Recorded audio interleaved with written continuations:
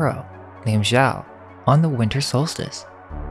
She then taught people to wrap meat in dough and sacrifice the food as offerings to the gods. The gods were so moved by her action, so the rain came. Later, Zhao was murdered by the emperor. To memorize the fairy Zhao and her good deeds, people named the food Zhaozi, with similar pronunciation with Zhao's name, and have made and eaten dumplings since then on her birthday, the winter solstice. In Japan, we have a similar straw figure with a sickle, blatant Saturn symbolism, with these masked demons with horns who would go house to house exorcising evil spirits and admonishing lazy people. In India, you have Sai Baba, or Christmas Baba, which Sai Baba was an Indian spiritual master considered to be a saint that was then merged with the story of Saint Nicholas. In Russia, you have Ded Moroz, which is basically the White Witch of Narnia, as he was a dark sorcerer who had the ability to freeze people. He is a winter snow demon mixed with the Green Man and Wild Man of Druidic and English lore. Ded Moroz formed separate from Europe's tradition, yet it's the same story. At first, he stole children and brought them away in his gigantic sack. To ransom the kids, their parents had to give him presents. So originally, it was in reverse. Then with the lapse of time, everything turned upside down, or inverted.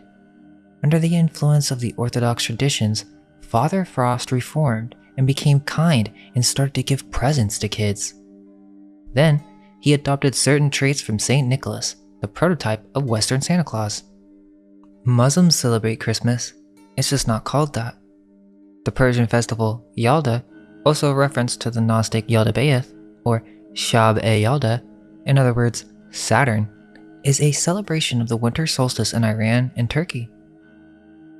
Well, let's take a look at this Iranian or Persian Santa Claus. Haji Firuz, the fire starter, in reference to the ancient Zoroastrian mages who initially created this cult of the eternal flame, would dress up in red attire with a blackened face and perform street spectacles. A prominent Persian historian, Merdad Bahar, speculates that the name Sayawaxis might mean black man or dark-faced man, but then goes on to suggest that the term black in the name may be referenced either to the blackening of the faces of the participants in the aforementioned Mesopotamian ceremonies or to the black mask that they wore for the festivities. In Turkey, he's also known as Noel Baba. I also find it interesting that the folklore doesn't really exist here, yet they claim that Saint Nicholas comes from here. There's actually this Turkish article where the author is discussing the origins of Santa and even mentions the Crusades and that this man is coming for our children. Thought that was interesting for a Medium article, but he implies that the references of Saint Nicholas come from a different time and location. In Africa, modern